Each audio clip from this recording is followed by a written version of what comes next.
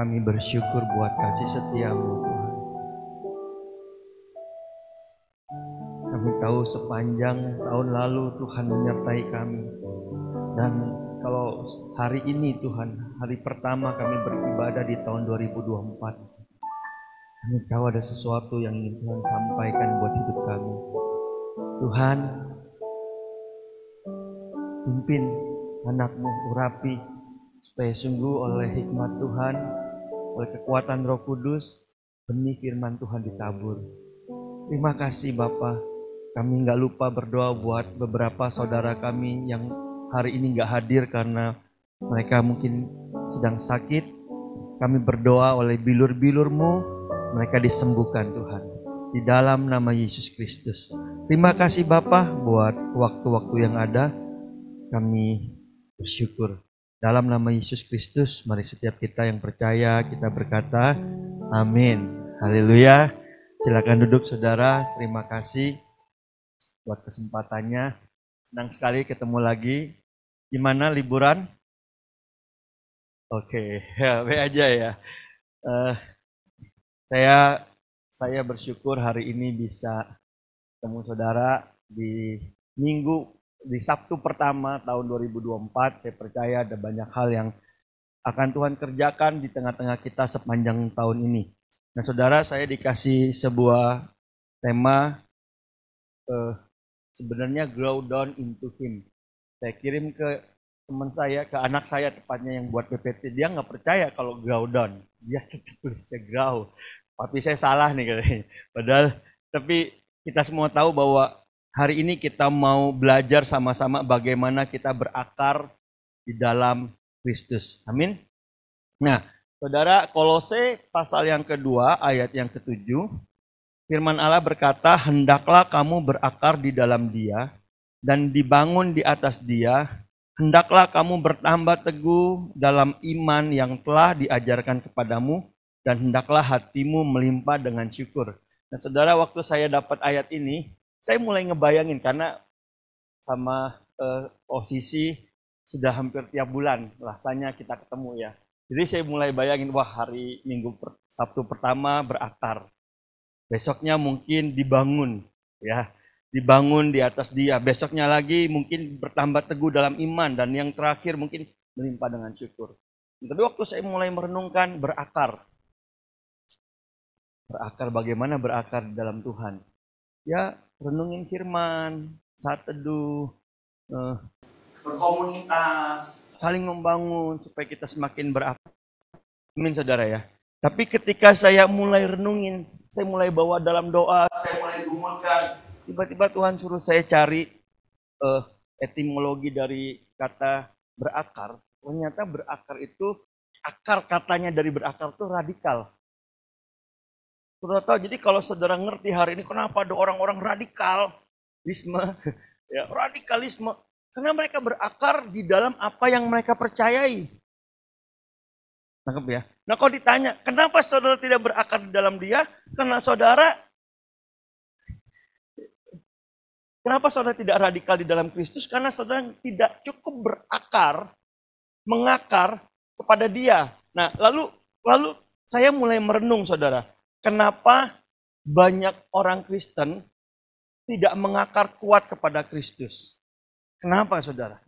Nah, kebetulan selama bulan Desember tuh saya banyak ketemu orang-orang yang kecewa sama Tuhan.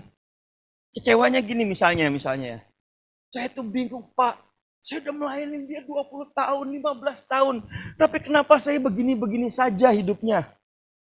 Loh, kamu mau compare hidup kamu sama siapa? Bapak tahu nggak, orang yang seangkatan saya Pak Bu, udah jadi hamba Tuhan besar. Saya gini-gini aja Pak.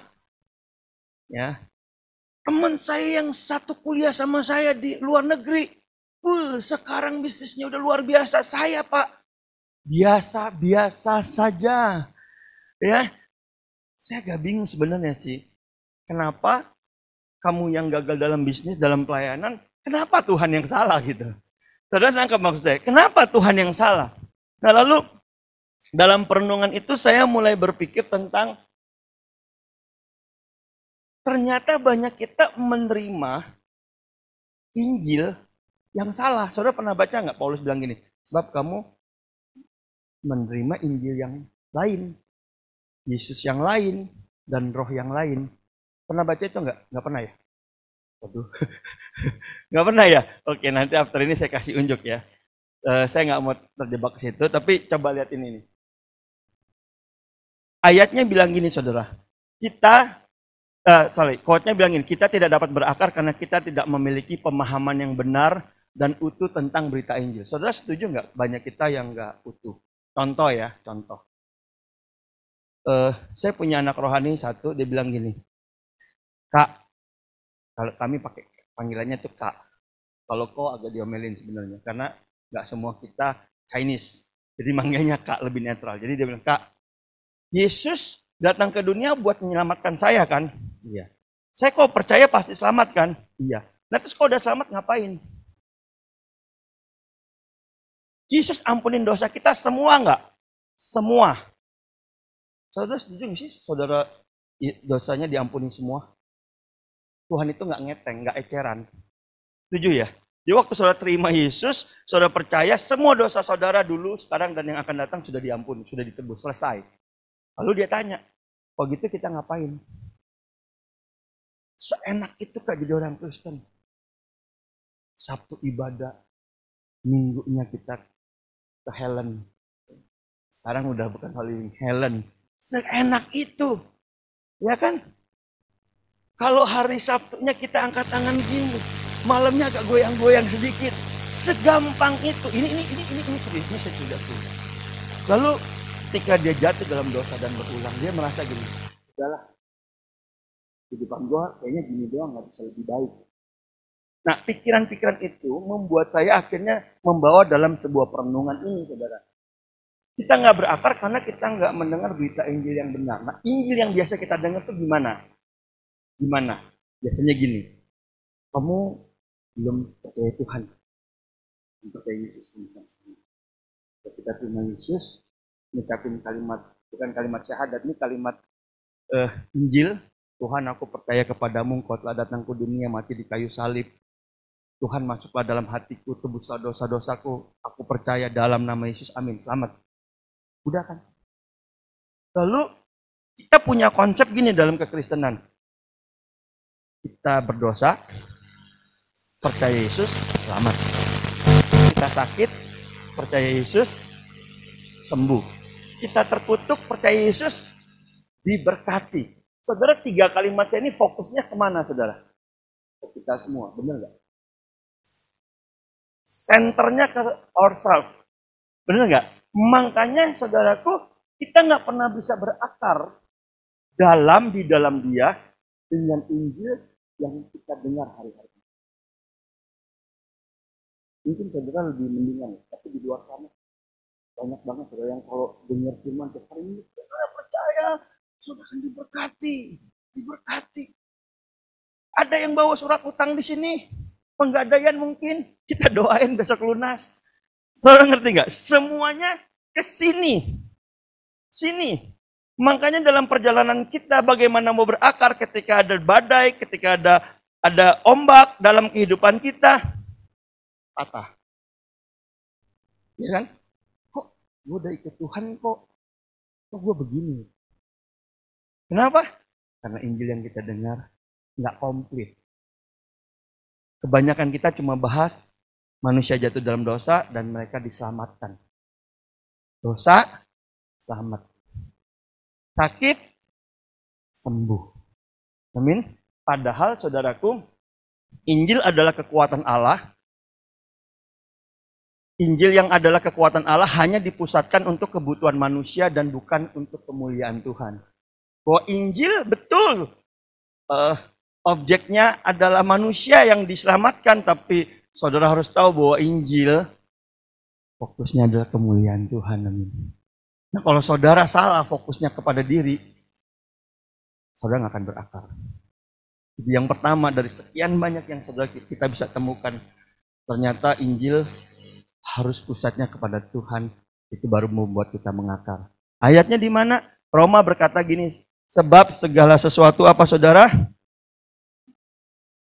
Dari Dia, oleh Dia, kepada Dia, bagi Dialah kemuliaan sampai selama-lamanya. Nah, saya mau ajak saudara hari ini mengerti bahwa kekristenan bukan sekedar saudara selamat. Kekristenan bukan saudara sembuh. Kekristenan bukan sekedar saudara diberkati. Tapi kekristenan adalah misi Allah dari awal sampai akhir. Nah, saya mau cerita sekarang tentang kisah Injil yang komplit. Supaya kita punya pemahaman yang benar. Amin. Ya, saudara sabar-sabar ya, agak panjang. Nah, yang pertama saudara, biasanya manusia itu kan kita mulainya dari manusia jatuh dalam dosa. Jadi kita kalau nginjilin orang, kita akan ngomong gini, kamu manusia berdosa. Kamu butuh Tuhan. Kamu manusia berdosa, tanpa Tuhan kamu mati. Nggak salah saudara. Tapi sebetulnya Alkitab menjelaskan sebelum manusia jatuh dalam dosa ada satu babak yang sering kita lewatin. Babaknya babak apa? Babak penciptaan. Benar gak? Sebelum kejadian 3 kan kejadian 1. Babak penciptakan dikatakan gini, maka Allah menciptakan manusia menurut gambarnya. Menurut gambarnya Allah diciptakannya dia, laki-laki dan perempuan diciptakannya mereka. Allah memberkati mereka, lalu Allah berfirman kepada mereka, beranak cuculah dan bertambah banyak, penuhilah bumi dan taklukkanlah itu, berkuasalah dan atas ikan-ikan di laut dan burung-burung di udara dan segala binatang yang merayap. Nah saudara, dalam babak penciptaan ada 2 hal yang penting. Yang pertama, saudara segambar. Saudara serupa.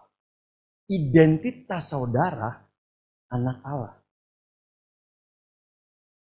Waktu saudara diselamatkan, saudara menjadi kembali anak Allah.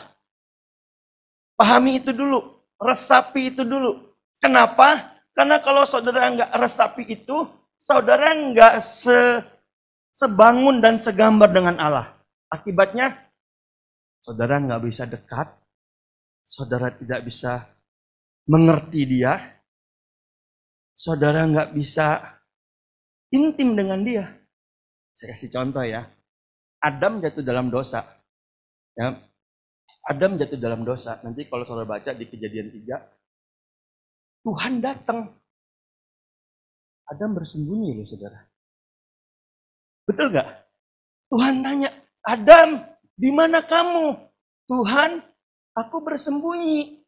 Kenapa? Karena aku telanjang. Bahasa kita, karena waktu itu belum mengerti dosa. Bahasa kita, karena aku berdosa. Enggak equal karena dosa. Enggak sebangun karena dosa. Nah seringkali saudara waktu kita enggak segambar sama Tuhan, Tuhan mau hampiri kita. Kita bilang gini, Tuhan, jangan. Ke Mike aja Tuhan.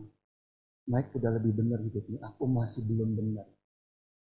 Aku jadi jemaat aja nih Tuhan. Datang dengan firman. Pokoknya setoran perpuluhan berjalan lah Tuhan. Tapi kalau mau lebih jangan. Kenapa? Gue gak layak. Makanya saudara gak bisa berakar di dalam Tuhan. Betul ya? Nah kalau saudara gak ngerti kesegambaran dengan Allah ini penting saudara. Akibatnya apa? Saudara dalam menjalani kehidupan, saudara bersaing, saling menyalahkan. Adam ditanya, Adam, kamu makan buah pengetahuan. Kalau ditanya, kamu makan? Jawabnya makan atau enggak kan? Ini dia nggak jawab makan, dia nggak jawab enggak, dia bilang gini, Tuhan, perempuan Tuhan yang ngasih. Perempuan lihat, oh gitu, oh itu, waktu aku kasih kamu diem aja. Sekarang nyalain aku. Oke, aku juga bisa. Perempuan, apakah kamu kasih? Ular Tuhan. Ular saudara. Ular kamu. Ya Tuhan saya. Jadi kalau altar call yang maju, respon cuma ular saudara. Yang lain pura-pura nggak salah gitu. Nah, seringkali kita saudara, waktu kita datang ke Tuhan, dalam identitas kita yang sudah Tuhan pulihkan, Tuhan mau pulihkan seperti semula. Kita sering merasa kita nggak baik. Kalau kita nggak baik, kita berusaha untuk menyerang orang lain. Tuhan, gue nggak baik, gue salah. Tapi ini mereka juga nggak lebih baik sih. Paham ya? Atau gini, semua lebih baik dari kita. Kita nggak mau ngapa-ngapain. Kita ngerasa underdog. Enggak lah, gue mah nggak ada apa-apanya. Aku diem aja. Aku nggak mau lah. Sehingga keserupaan yang Tuhan bangun dalam hidup kita, potensi yang Tuhan beri, saudara nggak pernah nikmati. Yuk. Jadi Tuhan itu waktu ciptain, saudara segambar dulu. Saudara paham ya? Segambar. Nih, dulu saudara segambar sama Tuhan. Kalau segambar, saudara bisa berkomunikasi dengan baik. Ini saya kasih ilustrasi tapi agak nggak bagus sebenarnya. Tapi ini yang kepikir. Kalau ada orang piara monyet, tahu monyet? Monyet itu katanya paling mirip sama manusia dari sisi daging, bentuk badan, susunan sel-sel tubuh paling mirip. Tapi sebagaimanapun kera dilatih, tetap tidak akan bisa berkomunikasi seperti manusia dengan manusia. Dia bisa ngerti, dia bisa bergerak, dia bisa disuruh, tapi waktu ditanya kamu mau makan, iya kan? Kita nggak ngerti. Nah, kenapa Tuhan pulihin kita? Mau balikin kita seperti semula? Karena Tuhan mau berkomunikasi dari hati ke hati. Face to face. Heart to heart. Tapi kalau kita nggak pernah sadari bahwa kita sudah dipulihkan, seperti yang dia mau, imago Dei, kita nggak pernah capai ini. Amin. Nah, itu penciptaan. Jadi di penciptaan yang penting yang pertama kesegambaran. Dan yang kedua dia bilang gini, berkuasalah atas ikan-ikan di laut. Saudara, kalau kesegambaran saudara pulih, saudara berkuasa dan memerintah. Anggap ya. Tanpa saudara pulih di dalam identitas saudara, saudara nggak bisa berkuasa dan memerintah. Oke, clear ya? Ini clear. Oke. Babak kedua. Nah ini babak kedua adalah kejatuhan manusia. Kejatuhan manusia Keluaran 1 ayat 27. Keluaran 1 ayat 7 bilang gini saudara. Orang-orang Israel beranak cucu tak terbilang jumlahnya. Wih dahsyat. Produksinya lancar. Mereka bertambah banyak dan dengan dahsyat berlipat ganda sehingga negeri itu Mesir dipenuhi oleh mereka. Tapi satu yang hilang di sini dibandingin Kejadian 1 ayat 28. Mereka nggak memerintah. Mereka diperbudak. Kenapa mereka hidup dalam perbudakan? Karena mereka hidup dalam dosa. Saudara bilang gini hari ini, aku nggak dibudak. Nggak ada yang jajah. Belanda udah nggak jajah kita. Iya, tapi banyak kita dibudak sama dosa. Yang kontrol kita dosa. Soalnya bilang enggak kok. Pak, saya itu memerintah Pak. Saya direktur dalam pekerjaan saya. Saya karyawan terbaik dalam pekerjaan saya. Saudara di situ memerintah atau diperintah? Maksudnya diperintah tuh gini.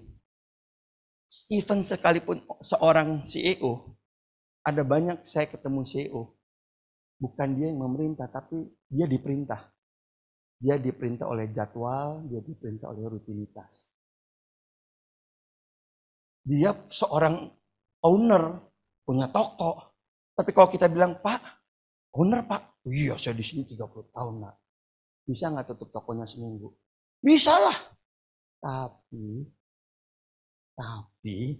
omset hilang banyak.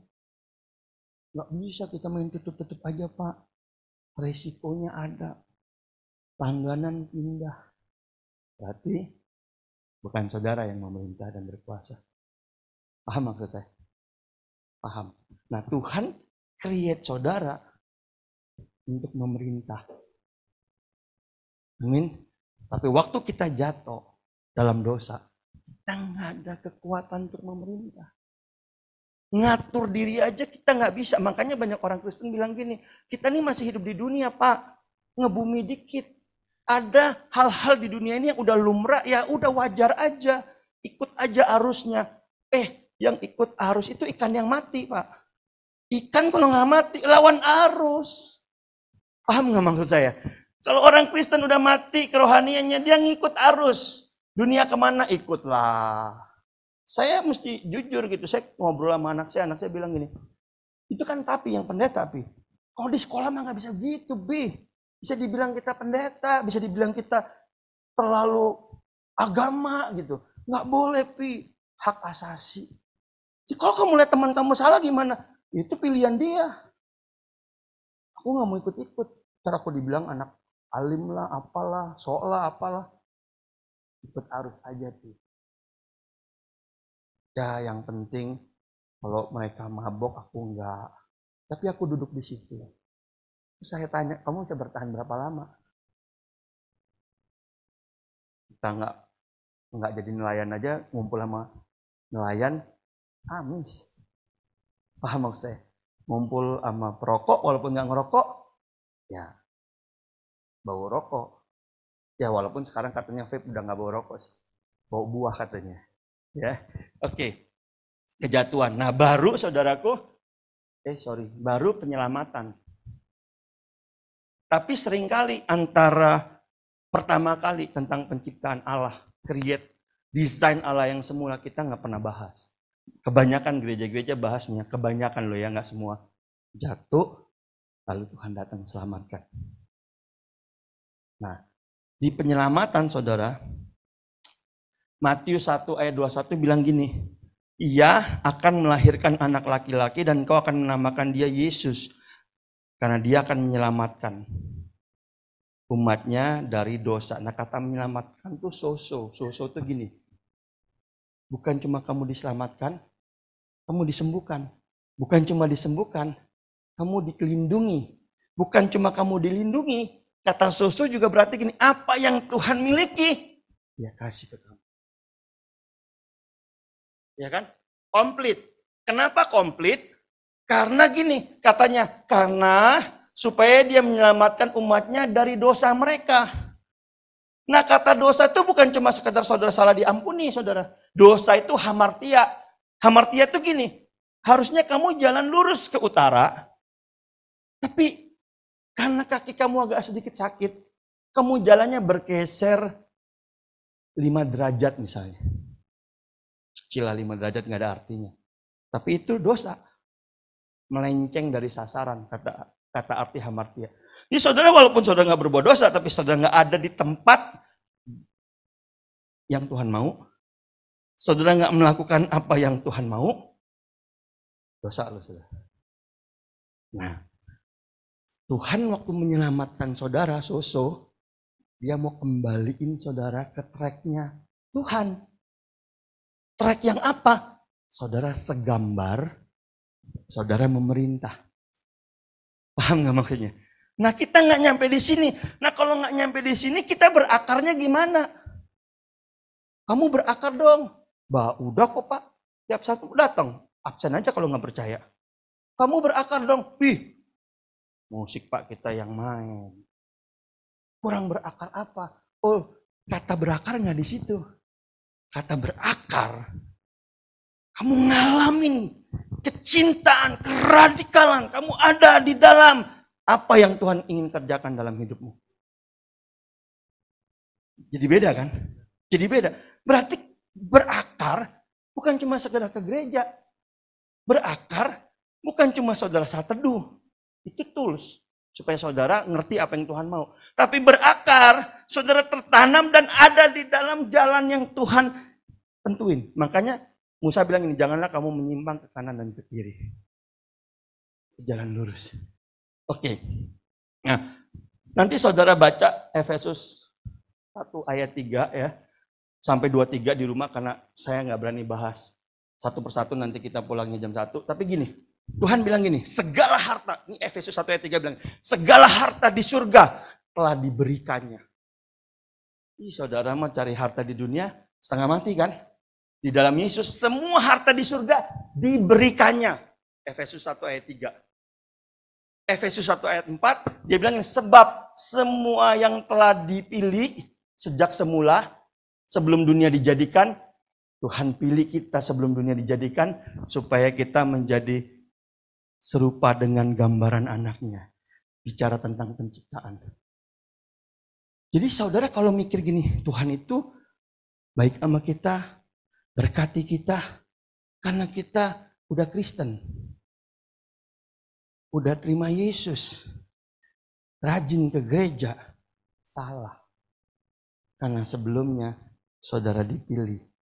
Bahkan sebelum dunia dijadikan. Saudara penting banget. Penting banget.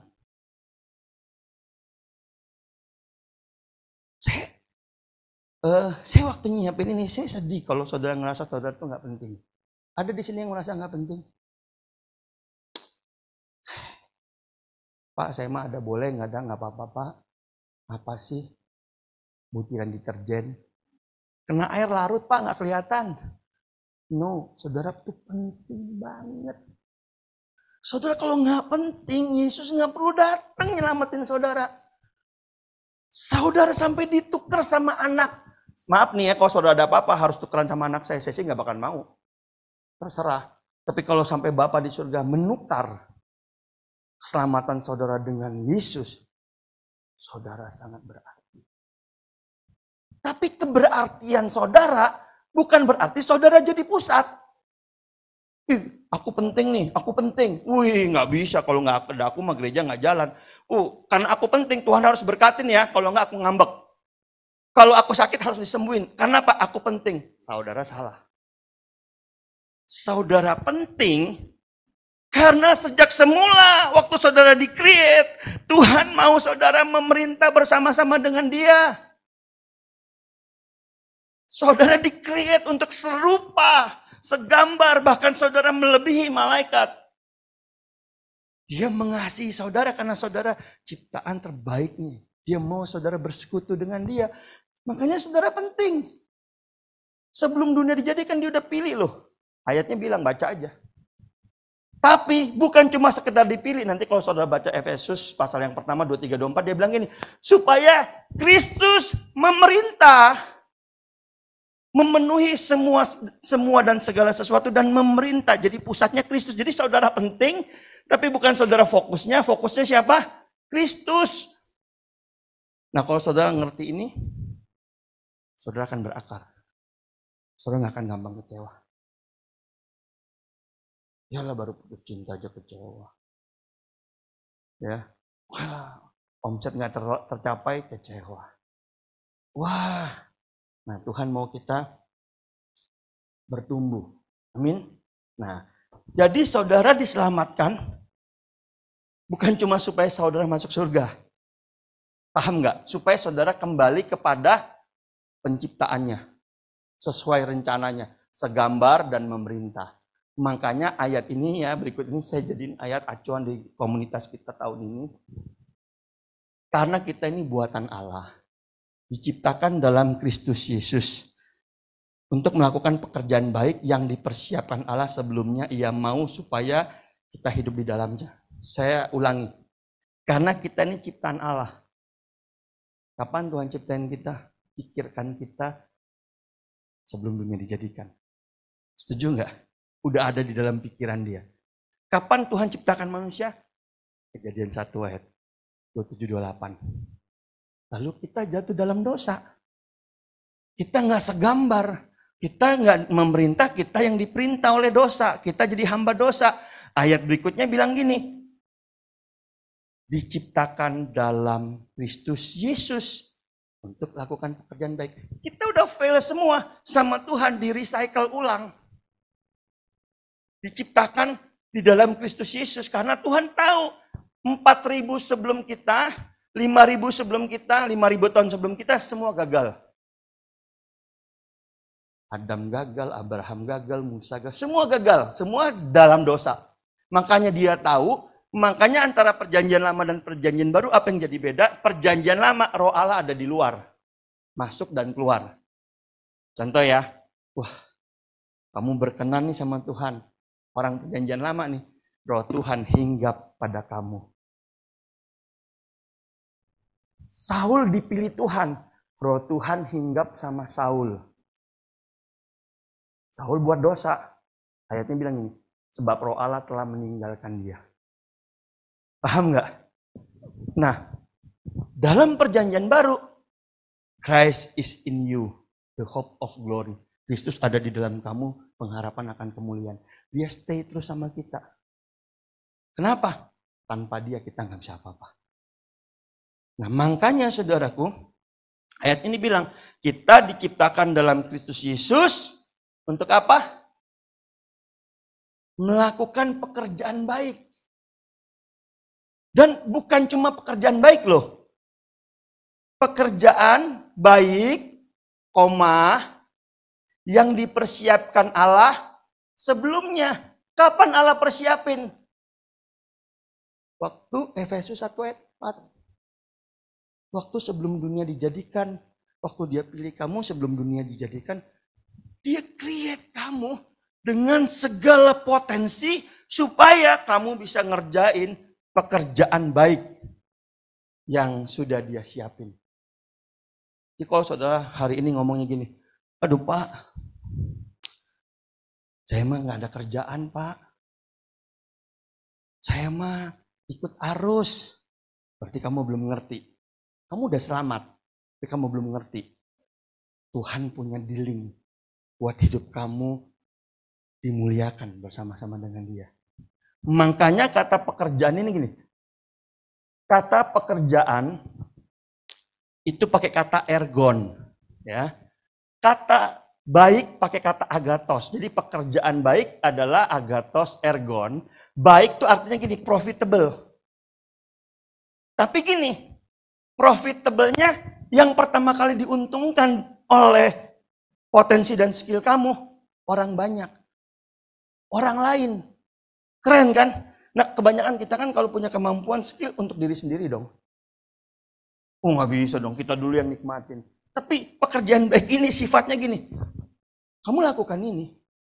Orang lain ngelihat mereka diuntungin. Dapat sesuatu.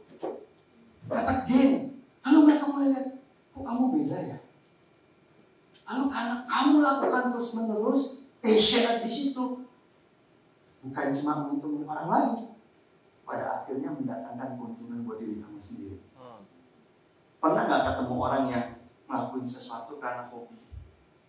Seneng, gue nggak dibayar nggak apa-apa, gue hobi banget gue main musik, nggak ada yang bayar nggak apa-apa, latihan, dan orang waktu lihat diberkati. Akhirnya sesuatu yang tadinya hobi jadi something. Pernah ngeliat yang kayak gitu? Ya. Saya punya teman ya, belajar desain. Tapi kerja di perusahaan desain gak suka. Terlalu idealis. Akhirnya dia keluar dari perusahaan desain, dia gambar sendiri. Gambarin muka anjingnya lucu-lucu. Dia gambar. Sekarang satu gambar dia bisa 5 juta loh. Dan ngantri waiting list. Cuma kadang-kadang hobi gambar anjing, penyayang anjing. Di gambar, dia ada cita anjing, lucu, aku mau dong. Ya, sekarang dari negara 1.500, kamu bisa 5 juta, bisa 10 juta sekali gambar. Wah, itu yang saya bilang, agathos ergon. Tuhan taruh dalam hidupmu potensi. Ketika kamu lakuin, orang melihat mereka disenangkan, mereka diuntungkan, dan mereka akhirnya memuliakan Bapa. Iya, ingat dong Yohanes 15. Yeah. Nah, saudara, sekarang gini, apa yang saudara miliki? Ayo kembangin. Supaya apa? Supaya saudara ada dalam rancangan Tuhan. Saudara pernah nggak ada dalam satu posisi secara materi saudara nggak kekurangan tapi saudara nggak happy?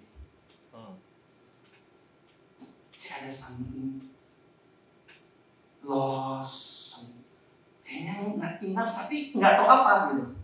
Tapi ada satu kali kita ngalamin secara finance mungkin kita nggak oke, nggak bagus amat, tapi oke lah bisa hidup gitu. Tapi saudara mengalami kepuasan, saudara mengalami kemaksimalan, saudara bisa enjoy. Itu agathos ergon, saudara. Kenapa saudara bisa mengalami itu? Karena saudara ada di sini. Nah, kalau saudara ada di situ, saudara kayak hidup itu fulfill gitu. Gimana sih ya, fulfill. Kayak mantap gitu. Dan waktu saudara lakukan ini, saudara akan berbuah-buah. Enjoy, berbuah-buah, ngerasa hidup maksimal, saudara akan melihat banyak mujizat. Saudara pernah kan ketemu orang yang kerja sana sini gagal, tiba-tiba dia dapat satu pekerjaan, tiba-tiba pekerjaannya bermultiplikasi. Hasilnya nyata.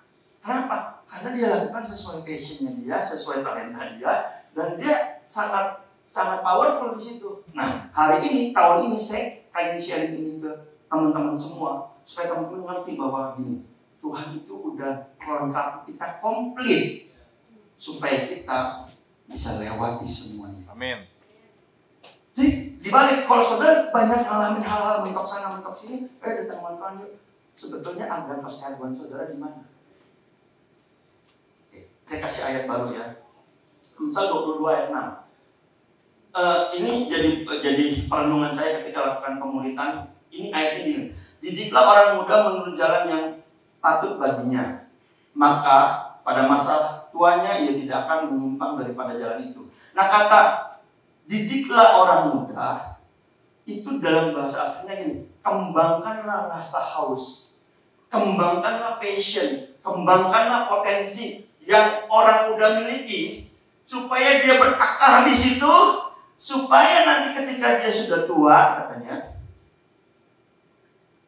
dia mempunyai unikan-unikan dalam hidupnya yang muncul. Saudara tahu nggak saudara itu unik? Nggak ada orang yang bisa sama kayak saudara. Saudara mungkin lemah di satu sisi, tapi saudara sangat kuat di sisi lain. Dan kalau saudara, kekuatan saudara akan menjadi maksimal dan dahsyat ketika saudara ada dalam jalannya Tuhan. Waktu saudara menggunakan kekuatan saudara, saudara akan makin berakar dan tertanam. Tapi kalau saudara punya kekuatan saudara tidak bersama Tuhan, saudara pakai untuk diri saudara sendiri, bukan menguntungkan Tuhan, saudara akan mengalami hal-hal yang tidak baik. Boleh saya kasih contoh? Simpson kekuatannya dari mana? Tuhan. Sejak lahir, bahkan dia sebelum lahir udah dinubuatin, yang nubuatin malaikat. Kamu akan lahir, kau akan beri nama Simpson, dia akan membebaskan bangsa Israel.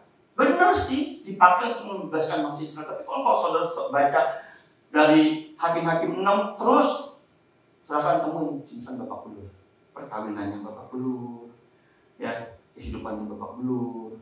Orang tuanya dipermalukan. Kenapa? Sederhana. Dia kan dikasih kekuatan sama Tuhan, dia pakai untuk diri sendiri, memuaskan diri sendiri. Dan kepuasan itu nggak pernah sampai kepada hal yang dia inginkan dan dihancur. Contoh lagi ya, Salomo. Salomo hikmatnya dari mana? Dia bilang gini sama Tuhan, Tuhan beri aku hikmat karena bangsa yang begitu besar. Tuhan bilang, wah keren nih. Minta hikmat, gak minta kekuasaan, gak minta umur panjang. Tuhan kasih hikmat. Tapi dalam hikmat yang dia miliki, dalam perjalanan waktu, dia gak lagi sama Tuhan. Dia sama berhala. Kurang hebat apa Salomo melihat api dari langit? Saudara pernah bakar korban persembahan, api turun, saudara kasih perpuluhan, tiba-tiba api menyambar. Wih, amplopnya dibakar. Diterima sama Tuhan maksudnya. Pernah ngalamin, kita nggak pernah, tapi Salomo dia bikin apa mesbah, api bakar dari langit loh saudara. Tapi dalam perjalanan apa? Dia berzina dengan menyembah berhala lain. Tuhan tegur. 2 kali Tuhan menampakkan diri, tapi dia nggak bertobat. Sampai akhirnya apa? Dia jatuh dalam dosa. Agathos ergon yang dari Tuhan dipakai buat diri sendiri. Nah, saya nggak tahu saudara punya agathos ergon apa. Di hari ini mulai renungin, mulai maksimal. Tapi yang paling pertama kali saudara harus lakukan adalah saudara ngerti, saudara segambar. Identitas saudara anak Allah. Saudara nggak bisa dibandingin. Satu minggu lalu saya pelayanan di sebuah gereja. Saya tanya sama anak muda, saya bilang gini, kamu sekolah kuliah? Enggak Pak. Kerja. Enggak Pak, main-main doang. Loh, kok main-main doang? Kamu ngapain? Terus dia sambil nggak enak, dia bilang gini, saya project online. Saya bilang itu kerjaan, bukan main-main. Iya, tapi kan kalau kerja itu kita karyawan atau kita owner, pengusaha, kita kan cuma partner, jadi ya kayak main-main gitu. Saya marah, saya bilang gini, kalau kamu nggak bisa hargai kerjaan kamu, even itu project online, driver, kamu nggak akan pernah dapat sesuatu dari pekerjaan kamu, karena kamu anggapnya main-main. Tahu nggak kata kerja, kata bekerja itu artinya abad. Abad itu worship. Jadi saudara waktu kerja itu saudara lagi worship. Saudara mau main-main, kamu nggak akan bisa diberkati kalau kamu nganggap pekerjaan kamu main-main. Serius. Waktu kamu serius, Tuhan serius sama kamu. Terus mukanya berubah. Terus saya juga sadar, oh itu marah-marah. Ingatnya cuma sendirian. Oh iya, itu Tuhan baik loh. Waktu dia nongol telepon saya, Kak, kayak bisa mau ketemu dong. Kayaknya saya perlu banyak ngobrol, akhirnya ngobrol. Nah, akhirnya saya tahu kenapa dia begitu, karena dia sempat mengalami anxiety, merasa dia nggak bisa apa-apa, dia nggak punya apa-apa. Saya bilang, kalau kamu nggak bisa terima diri kamu, nggak akan ada yang muncul dari diri kamu. Waktu kamu terima, Roh Kudus akan kerja. Oke, terakhir. Sesi berikutnya adalah pemulihan. Pemulihan itu gini. Babak keempat itu pemulihan. Kisah Para Rasul 3 ayat 21 bilang gini, Kristus harus tinggal di surga sampai waktu pemulihan segala sesuatu, seperti yang difirmankan Allah dengan perantara nabi-nabinya yang kudus di zaman dahulu. Jadi Yesus itu tinggal di surga nunggu. Kenapa? Karena bagian dia it's done. Sudah selesai. Dia tunggu saudara. Roh Kudus mendampingi saudara. Jadi saudara kalau ditanya, bro mau ngapain? Tunggu Tuhan Kak. Sering kan gitu ya, kita lagi doa, kita tunggu Tuhan bicara, tunggu Tuhan kerja. Saudara, Tuhan tunggu saudara bukan. Jadi jangan dibalik, jadi jangan saudara yang tunggu Tuhan. Paham nggak maksud saya? Jadi jangan dibalik. Kalau itu udah benar, hal yang benar, ya lakukan. Jangan nunggu saudara. Kenapa? Karena Tuhanlah yang nunggu saudara hari-hari ini. Tuhan udah taruh potensinya, Tuhan sudah tebus saudara, Tuhan tunggu saudara, dan Tuhan mau saudara jadi sesuatu. Amin. Terakhir, ini benar-benar terakhir saudara ya. Nah, Wahyu 20 ayat 4 bilang gini. Kita langsung aja baca yang terakhir, dia bilang gini saudara. Lalu aku melihat tahta dan orang-orang duduk di dalamnya, kepada mereka diserahkan kuasa untuk menghakimi. Aku juga melihat jiwa-jiwa mereka yang telah dipenggal kepalanya karena kesaksian tentang Yesus dan karena firman Allah, yang tidak menyembah binatang itu dan patungnya, dan yang tidak juga menerima tandanya pada dahi dan tangan mereka.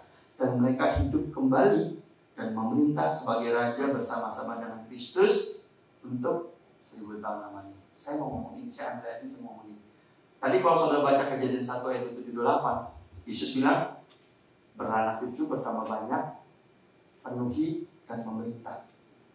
Di kitab Kejadian awal penciptaan. Di akhirnya dia bilang ini, dan mereka akan memerintah bersama-sama dengan dia.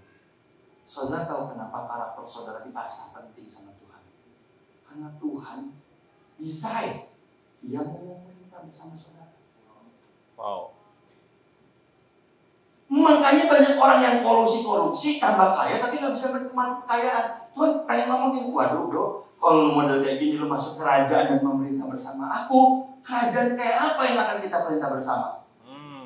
Karena apa-apa ujung-ujungnya buat kepentingan diri kamu sendiri, bukan kepentingan Tuhan. Makanya Tuhan mulai latih. Waktu kita lakukan sesuatu, itu kepentingan Raja kita, Yesus Kristus. Supaya apa? 1000 tahun lamanya saudara betah sama-sama dia. Kok saudara biasa korupsi, waktu bareng sama dia saudara nggak betah. Ih, Tuhan diambil semua, kagak ada bagian-bagian kita ini ya. Saudara nggak betah, saudara kan bilang, Tuhan boleh nggak pindah ke neraka aja? Kayaknya di sana lebih asik, lebih seru. Kenapa? Enggak. segambar dan sebangun. Nggak sepikiran, nggak seprinsip, nggak senilai. Paham ya? Kenapa Tuhan latih saudara dalam karakter? Beberapa saudara ngalamin sampai berdarah-darah begini. Paham ya? Karena Tuhan mau memerintah bersama saudara. Amen. Ada di sini yang mikir di surga kita cuma nyanyi doang. Di surga mah kita cuma nyanyi, Pak. Nyembah dia nggak ngapa-ngapain. Yang enak saudara, saya nggak bisa nyanyi, siksa. Beliau senang, kita enggak. Tapi bukan cuma sekedar nyanyi dan nyembah. Tuhan ajak kita memerintah bersama-sama. Wow. Pemerintahan yang tidak tergoyangkan, maka karakter penting di situ. Yes. Makanya saudara hidup 70 sampai 80 tahun yang dilatih ya karakter. Mari kita dudukkan teman. Wow. Mari kita berdoa.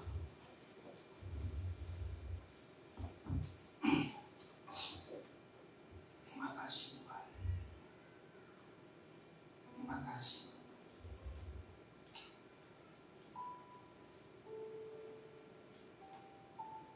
Hamba-Mu sudah selesai Tuhan. Tapi hari ini kalau ada di antara kami yang hadir, hidupmu sedang dilatih sama Tuhan, terutama tentang karakter. Kamu bertanya kenapa gagal, kenapa begini, kenapa begitu. Hari ini kamu tahu jawabannya. Tuhan bukan cuma sekedar mau menyelamatkanmu, Tuhan mau memerintah bersama dengan engkau. Tuhan bukan cuma sekedar mau menyelamatkanmu, Dia mau mengembalikan engkau kepada identitas yang pertama, serupa, segambar, supaya pada akhirnya kau bisa memerintah bersama-sama dengan Dia. Izinkan Roh Kudus berbicara buat kita siang hari ini. Terima kasih Tuhan.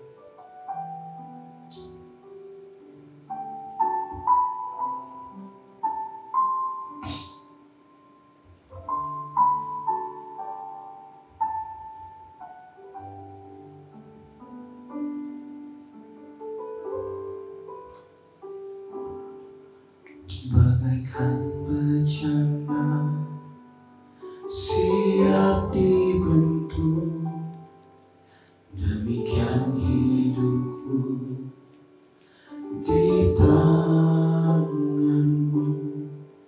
Dengan urapan kuasa Roh-Mu, ku dibaharui selalu. Jadikan ku Allah dalam rumah-Mu. Inilah hidupku di tangan-Mu.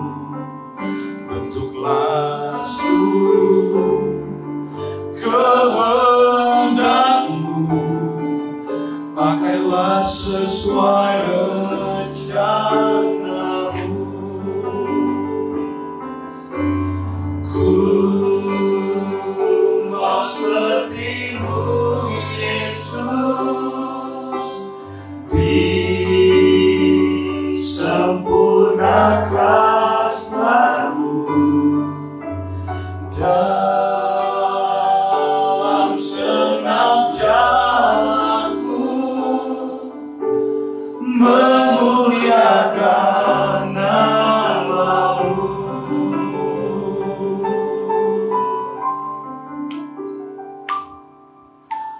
Ku mau seperti-Mu Yesus, disempurnakan selalu dalam senang jalanku, memuliakan nama-Mu. Bapak, siang hari ini kami mau teduh di hadapan Tuhan. Kami tahu hari ini bahwa pusat daripada Injil bukan kami, tapi rancangan-Mu yang mulia. Amin. Pusat daripada Injil bukanlah manusia, tetapi Tuhan dan rancangannya. Tuhan, hari ini aku berdoa buat setiap kami yang ada di tempat ini, supaya kami kembali kepada rancangan-Mu, supaya kami mengembangkan agathos ergon, perbuatan baik, potensi perbuatan baik yang Tuhan taruh dalam hidup kami, supaya orang melihat dan memuliakan Bapa di surga. Lewat kami Tuhan, dunia dibawa kepada Kristus. Terima kasih Bapa. Berkati tempat ini, berkati setiap kami, supaya kami boleh berbuah, supaya kami memiliki akar yang kuat, supaya kami boleh dibangun dan bertumbuh di dalam Kristus, di dalam nama Yesus Kristus. Setiap kita semua yang percaya, mari kita sama-sama berkata, amin.